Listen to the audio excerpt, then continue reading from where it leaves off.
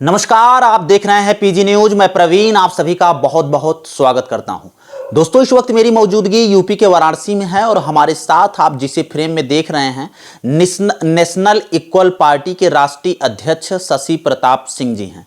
और आपको बता दें कि देवरिया कांड को लेकर जिस प्रकार से नेताओं का बयान आ रहा है, ऐसे में हम लोग सर से भी जानने की कोशिश करेंगे कि आखिरकार देवरिया में जो इतना बड़ा कांड हुआ, कहीं न कहीं पूरा भारत शर्मिंदा है। इस पर सर की क्या राय है और वाकई में वहां पर दोषियों के ऊपर कैसी कार्रवाई होना चाहिए, क्योंकि जमीन का विवाद था और जमीन में दो परिवार के कहीं न कहीं मुखिया की अगर बात करें तो एक परिवार से 5 लोग और एक परिवार से 1 लोग मारे गए हैं। तो ये बड़ी घटना है और इस पर कहीं न कहीं शासन प्रशासन की लोग लापरवाही समझ रहे हैं। लेकिन सर का क्या कहना है, बातचीत करने की कोशिश करेंगे। सर, सबसे पहले समय देने के लिए बहुत बहुत धन्यवाद, बहुत बहुत स्वागत है आपका पीजी न्यूज पर। आपका भी बहुत बहुत धन्यवाद।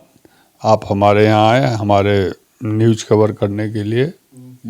सर, सबसे पहले अगर सवाल की बात करें, जिस प्रकार से देवरिया में एक बड़ी वारदात होती है, मतलब अगर ये कहा जाए कहीं न कहीं 6 लोगों को एक साथ मार दिया जाता है, तो ये बताइए कि इसमें आपके हिसाब से क्या लग रहा है? शासन प्रशासन की लापरवाही लग रही है या फिर ये इतना बड़ा कांड कैसे हो गया? देखिए, उत्तर प्रदेश में यह घटना वास्तव में सबको झकझोर के रख दिया है। बहुत दुखद घटना है जी।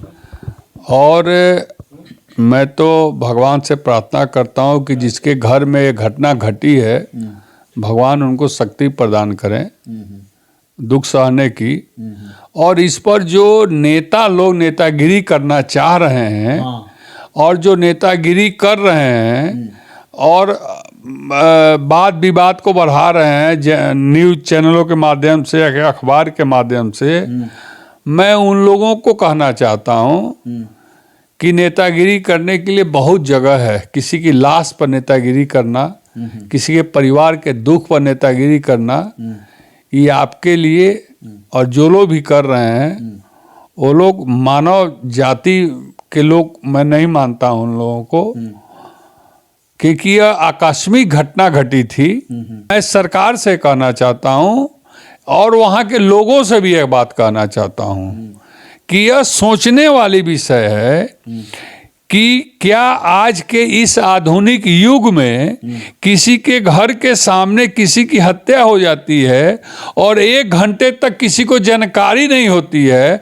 उसका कोई वीडियो तक नहीं बन पाता है, जबकि आज के डेट में कोई छींक देता है तो उसका भी लोग वीडियो बना लेते हैं। और इतनी बड़ी घटना हुई और उसके बाद 1 घंटे तक ना पुलिस पहुंचती है ना गांव के लोग पहुंचते। 1 घंटे के बाद इसकी घटना की जानकारी होती है, पहली बात। दूसरी बात कि जो परिवार के ऊपर इस घटना को अंजाम देने का, पंडित परिवार के ऊपर, ब्राह्मण परिवार के ऊपर यह घटना, यादव को मारने की जो घटना की बात हो रही है कि पहले पंडित परिवार ने यादव परिवार को मार दिया।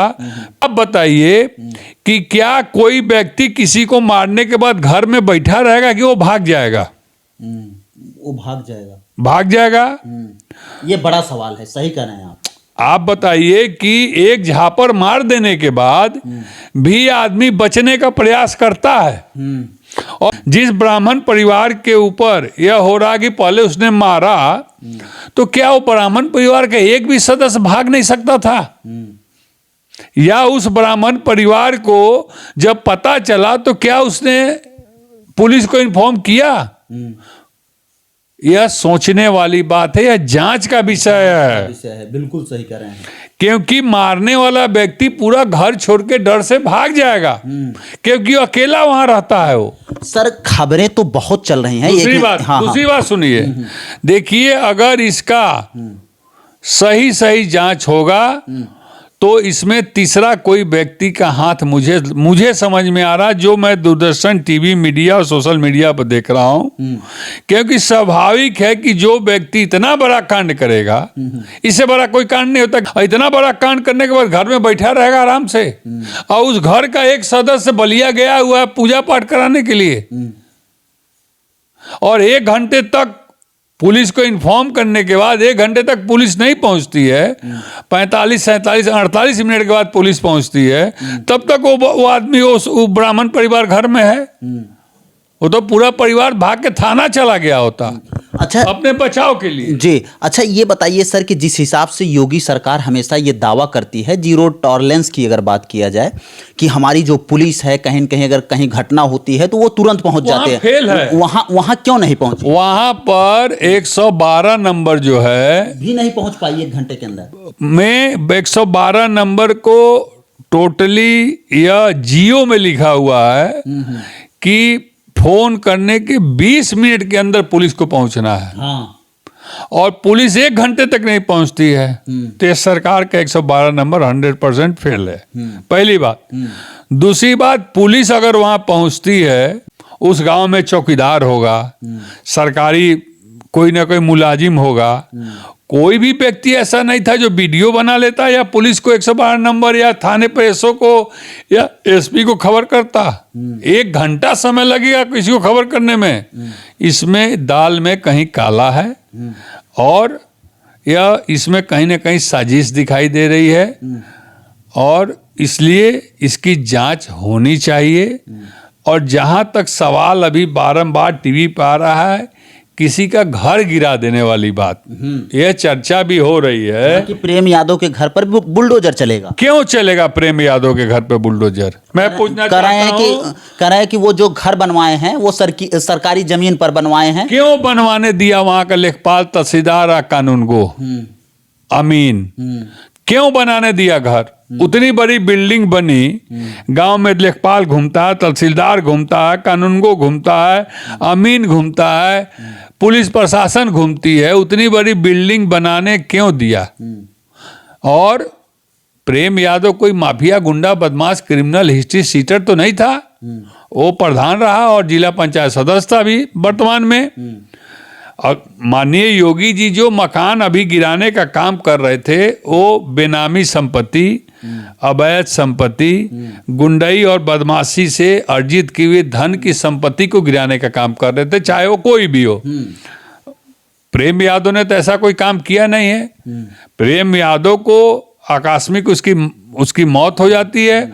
मौत कैसे होती है, किसने किया, अभी तो क्लियर हुआ नहीं है। और एक भीड़ जाती है मौत का नाम सुन के और ब्राह्मण परिवार के 5 लोगों को मार देती है। तो कहीं से भी उसका घर गिराने का राइट नहीं बनता है। हाँ, अगर घर गिराने की बात आती है तो घर गिराने से न प्रेम यादव जिंदा होगा और न 5 ब्राह्मण परिवार जिंदा होगा, पहली बात। और 5-10 लोग जीते जी मर जाएंगे अगर घर गिरा के बेघर किसी को कर दिया जाएगा। इसका मुआवजा वसूल लें, और मुआवजा उससे वसूलें जो सरकारी कर्मचारी हैं, जिन्होंने अनुमति दी, बनवाई और रात दिन वहां जाके चाय पीते थे। एक प्रधान के घर पर, एक जिला पंचायत सदस्य के घर पर, पुलिस से लेकर और राजस्व विभाग के कर्मचारी अधिकारी जो जाके चाय पीते थे, उनसे योगी जी को पूरा पैसा वसूलना चाहिए। लेकिन सर एक सवाल और आपसे करेंगे कि जैसे जब इतना बड़ी घटना हो जाती है तब ये अधिकारियों को, राजस्व विभाग को ये पता चलता है कि ये जो घर है वो सरकारी जमीन पर बनवाया गया है। क्या इसके पहले नहीं पता था कि ये सरकारी जमीन पर बनवाया? मैं वही तो कह रहा हूं ना कि माननीय योगी जी को, अगर मेरी बात योगी जी तक पहुंच जाए तो योगी जी को पहले उन अधिकारियों का पूरा जांच कराना चाहिए। एक कर्मचारी से लेकर कानूनगो, तहसीलदार, एसडीएम तक सबका पहले संपत्ति की जांच करावें कि ये सब के पास इतना संपत्ति कहां से आया। बिल्कुल, क्योंकि वो घर को बनाने में, जितना बड़ा घर है, कम से कम 2-3 साल लगा होगा और कई साल से वो घर है। तो आज तक उन लोगों को पता नहीं है किस बात का तनख्वाह ले रहे हैं वो, किस बात का। घटना घट गई तो उनको पता चल गया कि अवैध जमीन पर बना हुआ है, सरकारी जमीन पर बना हुआ है। अच्छा, जिस प्रकार से योगी सरकार की अगर हम बात करें या योगी जी की बात करें, जिस प्रकार से अधिकारियों को अब निलंबित किया गया है, इसके पहले भी तो पता होगा उन लोगों की कारतूत। मैं वही कह रहा हूं कि अधिकारी कर्मचारियों को निलंबित किया गया है और सारे अधिकारी कर्मचारी को इस बात की जानकारी रही होगी 101%। मैं बता रहा हूं, एक ईंटा किसी क्षेत्र में चला जाता है, ट्रैक्टर एक ट्रैक्टर ईंटा, तो वसूली करने के लिए वो लोग पहुंच जाते हैं वहां पर। वो ट्रैक्टर केवल देखते देखते पहुंच जाते हैं कि कहाँ मकान बन रहा है, और उतना बड़ा मकान खड़ा हो गया अपन को उन लोगों को दिखाई नहीं। इसके साथ साथ मैं योगी से कहना चाहता हूं, प्रदेश के सभी अमीन, लेखपाल, कर्मचारी, कानूनगो, तहसीलदार, एसडीएम सबकी जांच करावें, पूरे प्रदेश की। ये सब इतने बड़े घुसखोर हैं कि किसी का भी कहीं भी मकान पैसा लेके बनवा देंगे और कहेंगे जाओ तुम समझो, हमको उससे क्या मतलब है। हाँ। आज वही स्थिति पैदा हुई है प्रेम यादव के साथ। अगर जिस दिन प्रेम यादव घर बनवा रहे थे उसी दिन वो कह दिया होता कि ये सरकारी जमीन है, तुम मत बनवाओ, तो शायद वो व्यक्ति न बनवाता और आज तोड़ने की बात न होती। अच्छा, एक सवाल और करेंगे। जिस हिसाब से प्रेम यादव के पास सुबह सुबह फोन आता है, उस फोन की अभी तक सूचना किसी को नहीं मिल पाई है कि वो फोन कौन किया था, उनको वहां बुलाया कौन था। अब देख लीजिए। हाँ। मैंने प्रेम यादव जी की लड़की की बात सुनी है। हाँ। सोशल मीडिया पर कि पापा को फोन आता है। हाँ। उसकी मम्मी बोलती है चाय पी के जाइए। हाँ। और बोलते हैं आके हम चाय पियेंगे। और तो किसका फोन आया? हाँ, अगर सरकार नहीं बता पा रही है, खुफिया नहीं बता रही है, लाइव नहीं बता पा रही है, सीबीआई सीआईडी नहीं बता पा रही है, पुलिस अधिकारी नहीं बता पा रही, तो इसको क्या कहेंगे? लॉ एंड ऑर्डर जीरो है, लॉ एंड ऑर्डर फेल है, व्यवस्था फेल है, पुलिस अधिकारी कर्मचारी सब फेल हैं। कि एक मोबाइल को ट्रेस आउट करने में 2 मिनट का काम है, मोबाइल ट्रेस आउट हो जाएगा कि किसने फोन किया, किसने बुलाया, वो तुरंत समझ में आ जाएगा। तो देखिए कहीं ना कहीं इसमें कुछ गड़बड़ी है, जिसकी जांच अगर सही जांच अगर हो जाए तो कोई इसमें तीसरा व्यक्ति भी हो सकता है, शामिल हो, जो यह घटना को अंजाम देके धीरे से हट लिया हो और ब्राह्मण परिवार को पते न चला हो कि हमारे घर के, हमारे बगीचे में घटना घट गई। हमें जो लग रहा है, जो सोशल मीडिया पर, अखबार में, टीवी में और सब जो चल रही है, और अधिकारी निष्कर्ष निकालने के बाद जी मुझे ये लग रहा है, तो इसकी निष्पक्ष जांच हो जाए अगर, तो दूध का दूध और पानी का पानी एकदम अलग हो जाएगा।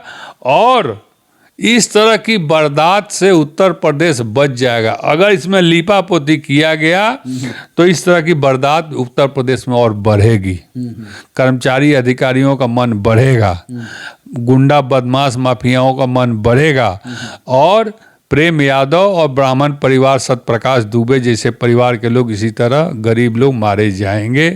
और यह सत्यप्रकाश दुबे के परिवार को देखा जाए और यादव जी के परिवार को देखा जाए तो जमीन और आसमान का अंतर दिखाई दे रहा है। उनका आलीशान घर दिखाई दे रहा है और सत्यप्रकाश दुबे जी की झोपड़ी दिखाई दे रही है। और सत्यप्रकाश का परिवार इतने बड़े आदमी के ऊपर कैसे मतलब ये काम करने के लिए सोच सकता है? वही मैं कह रहा हूं कि देखिए, एक तो ब्राह्मण बिरादरी देवतुल्य होती है, और पूजनीय होती है, और पूजा पाठ करने वाली बिरादरी होती है।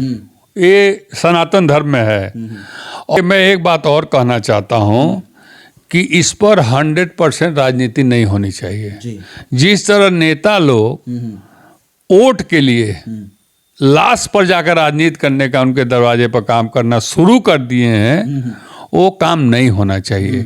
आपको किसी के दुख में जाना है तो दुख में केवल उनका चाय पीने नहीं जाना है। आप अगर बहुत दल वाले हैं और ताकतवर हैं और बहुत बड़ी पार्टी वाले हैं तो जाके उस ब्राह्मण परिवार को और उस यादव परिवार को अपने पार्टी और पार्टी के फंड की तरफ से उनको सहयोग, आज सहयोग की ज़रूरत है। उनके दुख पर मरहम लगाने की ज़रूरत है। ये नहीं कि लावा लश्कर लेके पहुँच गए दिखाने के लिए कि हम सबसे पहले पहुँच गए ब्राह्मण के यहाँ, हम पहुँच गए यादव के यहाँ। इससे जनता आपको अच्छा नहीं कहेगी। कोई भी नेता हो, A to Z मैं बोल रहा हूं, उत्तर प्रदेश का कोई भी नेता हो, इस दुख की घड़ी में जाके उनको सहयोग करने की जरूरत है। अभी मामला बहुत वहां गर्म है। मैं भी आने वाले समय में जाऊंगा, मैं अकेला जाऊंगा, कोई लावा लश्कर के साथ नहीं जाऊंगा। और मैं उस दोनों परिवार को अपने तरफ से जो भी मदद हो पाएगा मैं दोनों परिवार को मुट्ठी बांध के मदद करने का काम करूंगा, न कि जलसा लेके जाऊंगा वहां पर उस दुख परिवार पर हंसी उड़ाने के लिए। यह बहुत दुख की बात है। मैंने आज ही देखा है कि उत्तर प्रदेश का एक बरबोला नेता है जो पूरा लावा लश्कर लेकर वहाँ गया था दिखाने के लिए सोशल मीडिया पर कि मैं तो उनके घर गया था। जाके किए क्या तुम?